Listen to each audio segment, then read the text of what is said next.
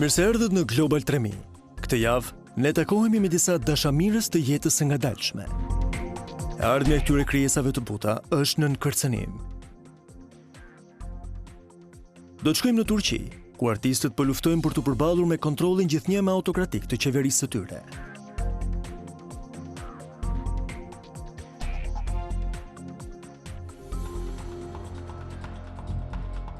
Por së pari, do të shkojmë drejt Rakës në Sirine Veriore, ku betejë në qytet duket të jetë në fundin e saj.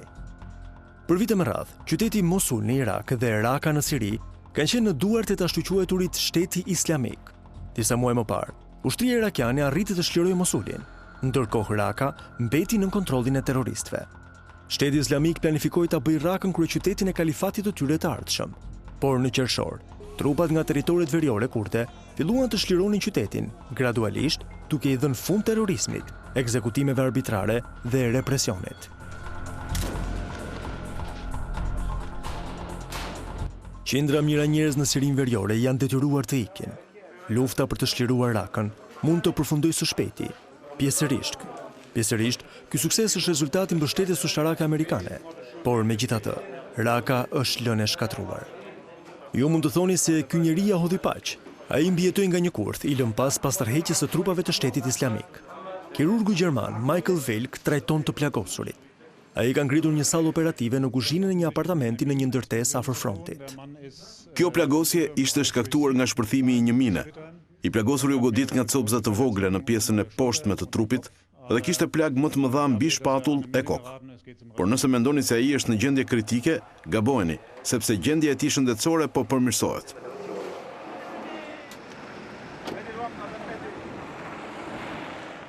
Pas marrjes së ndihmës së parë, i plagosuri është evakuuar. Udhëtimi për në objektin më të afërt mjekësor do të marrë mbi 2 orë në rrugët e dëmtuara rënd. Nuk ka spitale funksionale afër frontit. Lufta kundër shtetit islamik ka lënë gjurmë vdekje dhe shkatrimi. Mira municione të shpërthyera nga koalicioni udhëhequr nga SBA, makina të minuara nga islamikët dhe sulmet me mortaja e kanë kthyer Rakën në një djerrin. Wilk ka ardhur shumë herë në Sirine Veriore, duke mbështetur kolegët e tij nga gjysmëhëna e kuqe kurte. Betejë për Rakën është në fazat e fundit, por rreziku vazhdon të jetë i pranishëm. Luftëtarët e shtetit islamik janë dopuar, por para se të ikin, kanë minuar gjërësisht qytetin. Para disa ditësh gjetëm një familje, 6 vetë, të gjithë të plagosur. 2 prej tyre vdiqën dhe disa humbën këmbët, e një pjesë tjetër pësoi dëmtime në trup. Një sulm i ri kundër shtetit islamik do të fillojë së shpejti nga këtu, në periferinë veriore të Rakës. Wilk dhe kolegët e tij kurd po kërkojnë një vend të sigurt për të sjellë viktimat. Mjeku ankohet se askush nuk mendon për njerëzit e vrarë dhe të plagosur në luftime. Ajo që më shqetëson më së shumti është se kurdët që pritej të shpërthenin kundër shtetit islamik janë larguar për interesat jashtme. Për shembull, në interes të Shteteve të Bashkuara të Amerikës, por shumë pak është bërë për qytetarët, e akoma më pak është bërë për vetë luftëtarët.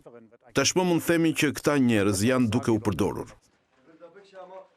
Ky luftëtar kurd na sinjalizon që të qëndrojmë nën mbulesë. Snajperët e ISIS janë ende të fshehur në rrënojat e kryeqytetit të vetë deklaruar si pjesë e grupit xhihadist. Ata janë të friksuar nga forcat demokratike të Sirisë, SDF. Shumë prej luftëtarëve të armatosur këtu janë të rinj, ende në adoleshencë. SDF është një grup i milicive aleate arabe dhe kurde të trajnuara nga forcat amerikane. Ata kanë paguar një çmim të lartë në luftën kundër shtetit islamik. Një kamionçin sjell më shumë të plagosur. Gjatë një avancimi, ata kanë rënë viktime një tjetër kurthi. Ky mjek është një vullnetar nga Suedia. Ashtu si shumë vullnetar të tjerë, ai prezantohet me një pseudonim kurd. Nuk dëshiron të zbulojë emrin e tij të vërtet. Në një aspekt kyç, luftimet këtu janë ndryshe nga sa ishin në qytetin irakian të Mosulit më herët këtë vit. Në Rak nuk kanë mbetur më civil. Në 3 ditë sulmesh në front, ne nuk shohim asnjë prej tyre. Raportet thanë se sulmet ajrore të koalicionit vranë më shumë se 400 vet këtu vetëm në gusht, por kjo nuk është konfirmuar ende.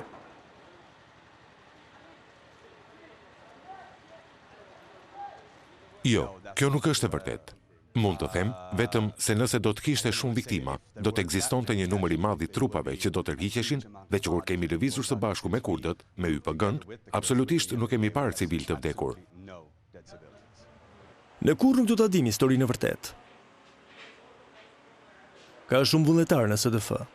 Një luftëtare që e quan veten Dw62 vjen nga Kanadaja. Kjo vajzë po lufton prej 2 vitesh për krah kurdëve në luftën kundër shtetit islamik.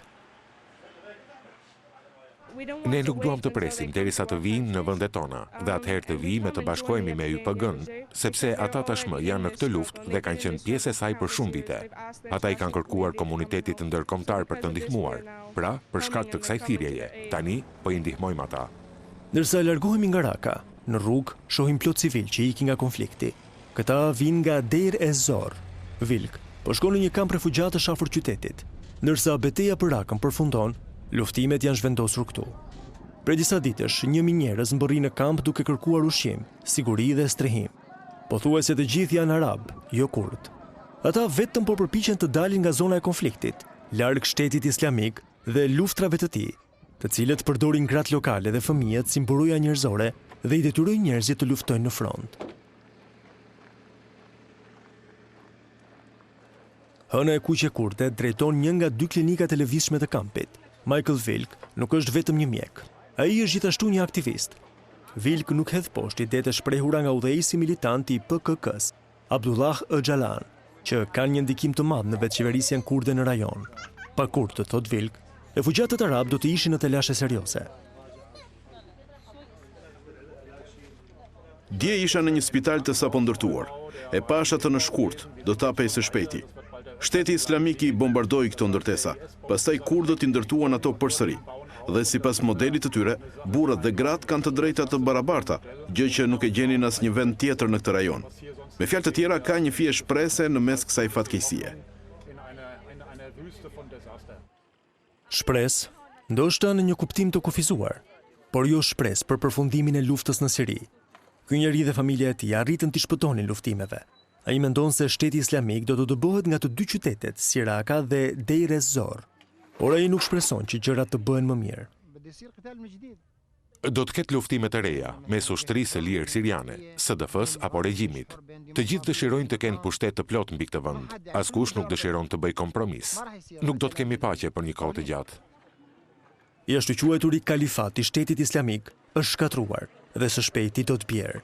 Por për popullin e rajonit, paqja dhe siguria janë ende një ëndër shumë e largët.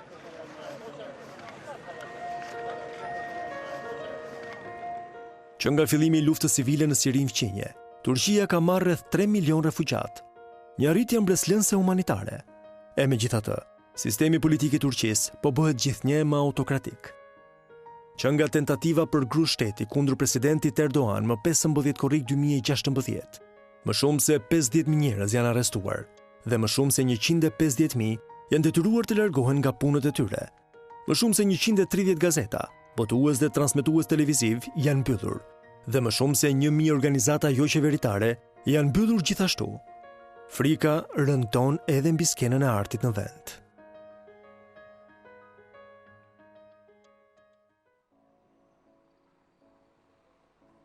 Duke sjellë kështu pasojat e veta. Këtu në lagjen Beyollë të Stambollit është hapje një ekspozite të re në galerinë Mars. Pënar Örenci është nervoze, sepse përveç të qenit pronare galerisë, ajo du të paraqes artin e saj për krah 3 artistëve të tjerë. Instalimet e saj video adresojnë temën e luftës dhe dobimin.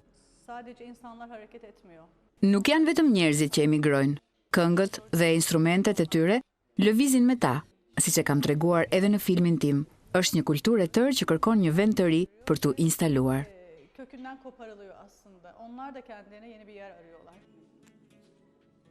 Pinar është me origjinë nga ana tjetër e vendit, nga qyteti Van, afër kufirit me Irakun, dhe studioi arkitekturë. Gjatë viteve, veprat artistike që ajo prodhonte synonin të përqendroheshin në transformimin urban. Por kohët e fundit, ajo e ka kthyer vëmendjen ndaj luftës dhe emigracionit, gjëja e fundit që mund të lidh shumë artistë në Turqi. Dhuna në rritje dhe presioni në shoqëri në mënyrë të pashmangshme kanë ndikuar edhe te ne artistët.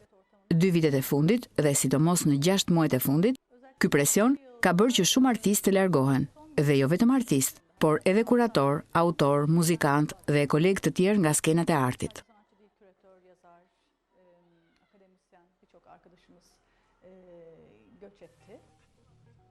Shumë prej këtyre artistëve kanë ardhur në Izmir, në bregun perëndimor, qyteti i tretë më i madh në Turqi dhe e konsideron një vend pa ndikim fetar. Që nga vitet 70, Izmiri është drejtuar nga partitë jo fetare të Krahut të Majt. Dhe gjatë vitit të kaluar, Izmiri ka shërbyer si një strehë për artistët dhe intelektualët që rriten. Muzikanti Shefket Uyanık erdhi këtu nga Stambolli 6 muaj më parë. Atij duket jeta dhe njerëzit këtu më të qetë. Shefket gjithashtu punon si një ekspert i komunikimit për Partinë Pirate Turke. Ai thotë se censura është rritur ndjeshëm që nga shpallja e gjendjes së jashtëzakonshme në korrik të 2016-s. Një numër i teatrove dhe qendrave kulturore janë mbyllur. Festivalet e filmit janë anuluar dhe ka pasur një tkurrje të madhe të artit që shqyrton situatën në lindje të vendit. Censura është me të vërtetë e keqe, por vetë censura është më e keqe. Dikur prindrit i thonin fëmijëve se çfarë duhet thoshin e çfarë jo. Tani kemi filluar ta bëjmë vetë, dhe kjo është e rrezikshme. Shefket na çon për të takuar disa miq të tij në një kafene. Kazimi është një producent dokumentarësh. Mehmet është një aktor. Të dy këta njerëz kanë përjetuar kohët e fundit censurë në dorën e parë. Teatri Mehmetit u mbyll me dekret të autoriteteve pa u mbështetur në gjykatë. Fillimisht ata thanë se ishte një mbyllje e përkohshme për 20 ditë, por teatri mbeti i mbyllur dhe ende presin përgjigje për pyetjen pse. Si artist pyes veten, çfarë bëja unë? Unë nuk bëra asgjë të keqe, është e padrejtë.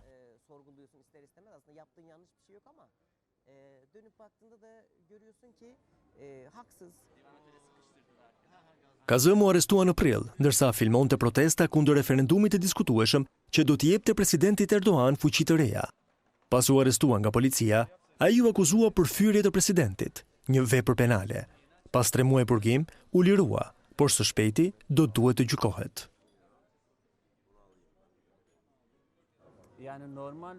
Në një vend ku zbatohet sundimi i ligjit, ju do të mendonit që unë do të lirohem, por ne jetojmë në një kohë ku nuk mund të parashikosh asgjë, sidomos kur gjykatat janë të përfshira në këto skenare. Përpos problemeve, largimi nga Turqia nuk është një opsion i mundshëm për shumicën e artistëve. Nuk dua të shkoj jashtë vendit. Ne duam vendin tonë dhe dëshirojmë të qëndrojmë këtu. Unë dua të shkoj në Gjermani, vetëm nëse është pjesë e një turneje teatrore. Puna që duhet të bëj është e lidhur me këtë vend. Megjithse, nëse kushtet bëhen edhe më të ashpra, duhet të mendoj për emigrimin.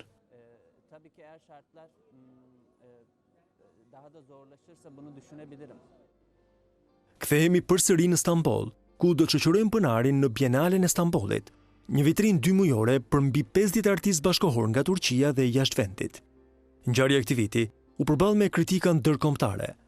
Organizatorët dhe motoja, një fqinj i mirë, u akuzuan se ishin shumë të turpshëm dhe apolitik. Pronar i sheh gjërat ndryshe. Ajo është e lumtur që Bienalja po zhvillohet më në fund.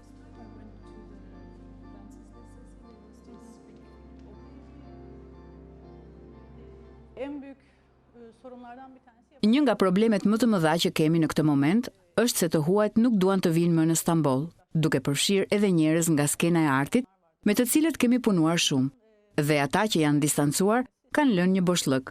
Pra ne me të vërtet po presim të shohim miq tan nga jashtë në këtë bienale.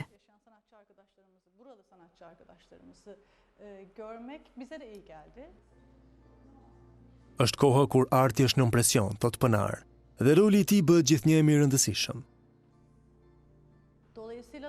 Ne jemi në dijeni se po kalojmë kohë të vështira në këtë moment dhe se fush veprimi ynë është i kufizuar, por do të vazhdojmë të përpiqemi dhe ta mbajmë gjallë jetën kulturore të Stambollit, duke bërë gjithçka që mundemi. Cili është mendimi juaj?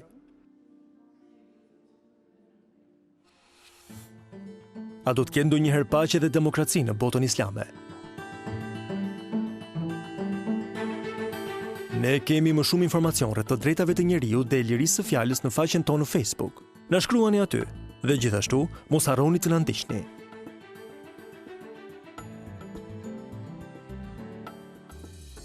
Këtë javë, gazetarët tanë vazhduan të kërkonin përsëri për ushqime të shijshme dhe përfundimisht mbërritën në Suedi. Stockholm është ndërtuar mbi ujë, sigurisht që nuk ka mungesë të peshqve, për sardelet në veçanti, dhe nuk janë vetëm pulbardat që ju duken të shishme. Që prej 30 vjetësh, familja Ahmed ka nisur një biznes të ushqimit të shpejt këtu. Edhe pse ata kanë rënë Afrikano Veriore, shërbejnë ushqime tipike suedeze. Këtu në Suedi, patatet tona të shtypura pure janë gjithmonë të bëra në shtëpi në mëngjes dhe mjaft të freskëta.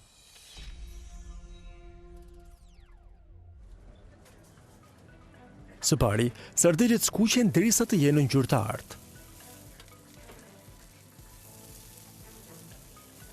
Sardelet janë ushqim tradicional suedez, që ata gjithmonë pëlqejnë të hanë. Nail Ahmed i heq ato nga zgara vetëm kur janë vërtet të skuqura. Më pas, ushqimit i shtohet majdanos dhe kastravec turshi, qepe kuqe dhe lakër shtëpie. Ka edhe bukë të thekur për ta shoqëruar, një tjetër specialitet suedez.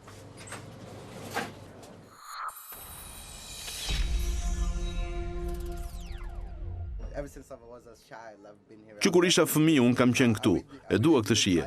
Në të vërtet nuk më pëlqente peshku, por kur e provova këtë, u dashurova me këtë vend dhe vendosa të punoja dhe të fitoj përvojën time dhe mjeshtrin në këtë vend, derisa të kem vendin e timeti. Dhe biznesi është mjaft impenjues. Falë edhe vendodhjes në qendër, Nail shet mbi 1000 ushqime në ditët e verës me diell.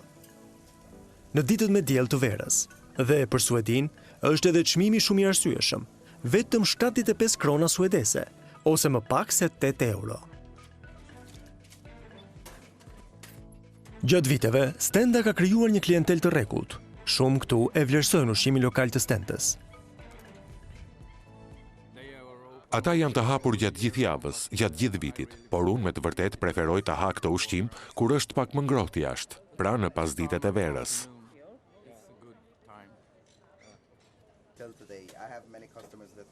Deri sot kam shumë klientë që vinë tek unë dhe më thonë, e kam ngrënë këtë pjatë 20 vjet më parë dhe ende ka të njëjtën shije, sepse ne nuk e ndryshojmë recetën tonë. Janë të njëjtat receta për më shumë se 2-3 dekada dhe ende po vazhdon. Dhe ne nuk po përpiqemi të ndryshojmë diçka të tillë.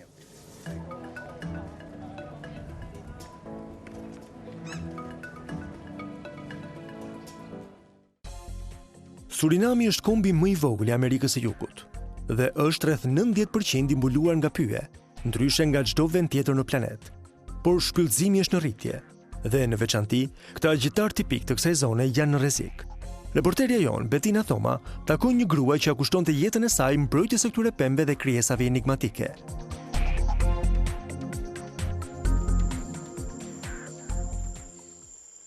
Ne po shkojmë drejt një streje të veçantë. Është i vetmi në Surinam për këto gjitar të pazakont. Isa dhe të tjerët janë duke u ruajtur nga një ekip mbrojtës. Gjitari më i vogël është vetëm 18 muaj.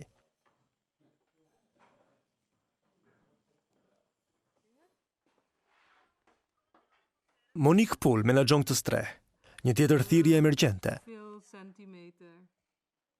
Është e treta vetëm këtë javë. Telefonuesi ka gjetur këtë lloj krijese në kopshtin e tij dhe i shpreson se dikush mund ta ndihmojë atë shpejt.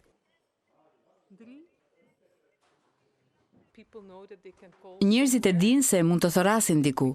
Në të kaluarën, ata do të thërrisnin kopshtin zoologjik, por pastaj kopshti zoologjik ndaloi së grumbulluari kafshët dhe gjithashtu as shoqëria e mbrojtjes së kafshëve, por ne e bëjmë. Kryeqyteti Paramaribo është 1 orë larg me makinë. Është gjithashtu një qytet i vogël i Amerikës së Jugut. Monique është kaq e lidhur me këtë gjitar, saqë vendosi të heqë dorë nga profesioni i saj si përkthyese. Është një punë jo monotone. Ajo kurrë nuk e di se çfarë do të pres. Monique filloi të punojë me kafshët 12 vjet më parë dhe ka fituar shumë përvojë gjatë viteve.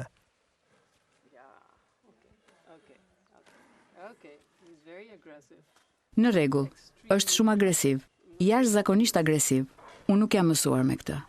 Zotëria dyshon se fqinjet po e mbanin gjitarin me trikëmbë si një kafshë shtëpiake. Normalisht, krijesat janë shumë paqësore. Ata vetëm godasin ose gricin kur janë të friksuar.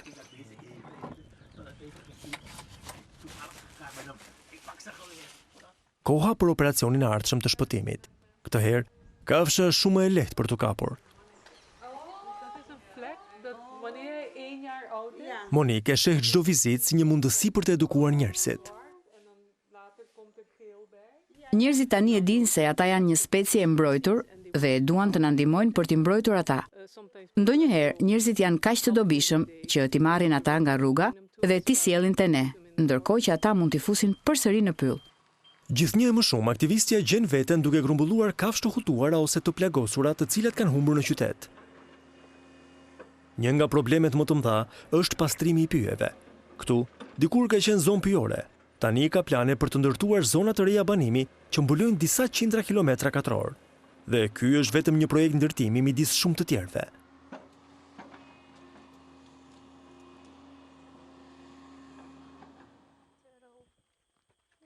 Kryeqyteti po zgjerohet duke shkatruar habitatet natyrore të shpendëve. Kafshët drejtohen menjëherë për në strek nga vullnetarët.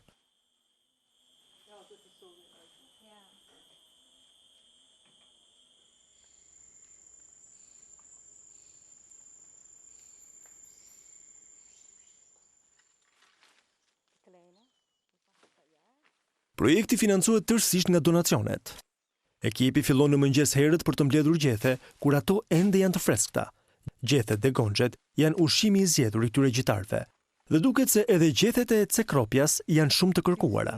Këto gjethe janë diçka që pëlqejnë shumë nga këto lloj kafshësh. Kështu, kur këto zona pësojnë dëme, janë këto bimë që dalin të parat në sipërfaqe dhe rriten shumë shpejt. Përpos kësaj veçorie, ato kanë një përmbajtje proteine shumë të lartë, jo vetëm gjethet, por edhe frutat.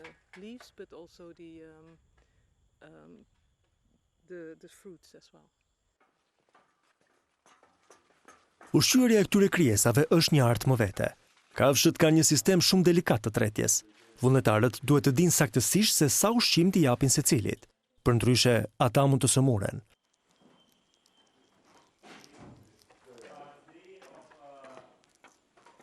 Ata që janë më të vegjël e tresin lehtësisht qumshin e dhis. Këto krijesa ka nevojë për shumë kohë për të tretur ushqimin e tyre. Metabolizmi është jashtëzakonisht i ngadalshëm dhe gjithashtu arsyeja pse krijesat lëvizin me një ritëm kaq të ngadalt.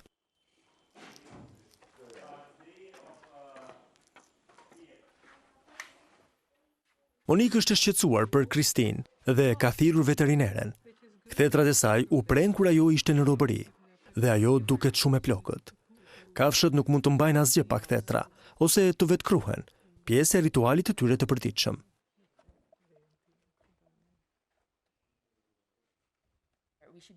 Duhet të jemi shumë të kujdesshëm me atë që i trajtojmë dhe si i trajtojmë ato. Për shembull, me antibiotik, nuk mund t'i japim antibiotik shpesh, sepse në vend që t'i ndihmojmë, i dëmtojmë më shumë.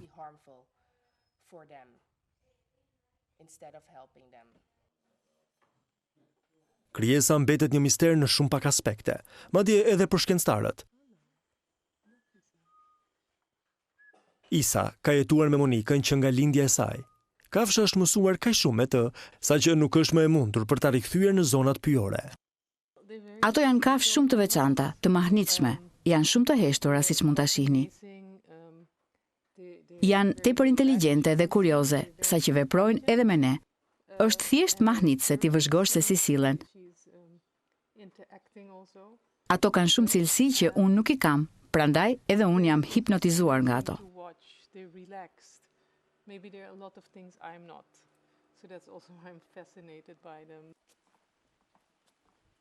Monique nuk ka shumë kohë për të shlodhur. Kafshët e shëndetshme duhet të kthehen përsëri në pyje sa më shpejt që të jetë e mundur. Pylli ndodhet menjëherë pas strehës. Kafshët ndihen të sigurta atje. Për Monique, ky është gjithmonë një moment shumë i veçantë.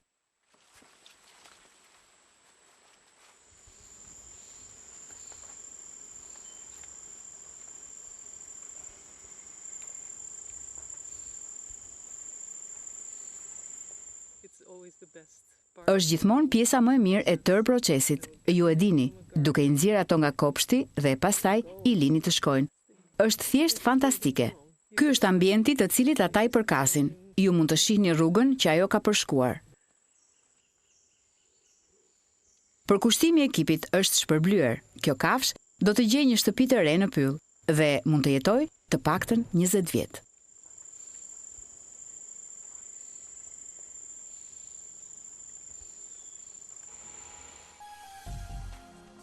Kjo është e gjitha për Global 3 Mik të herë. Faleminderit që na shoqëruat në këto vende. Miru takofshim deri herës tjetër. Deri herës tjetër, miru takofshim.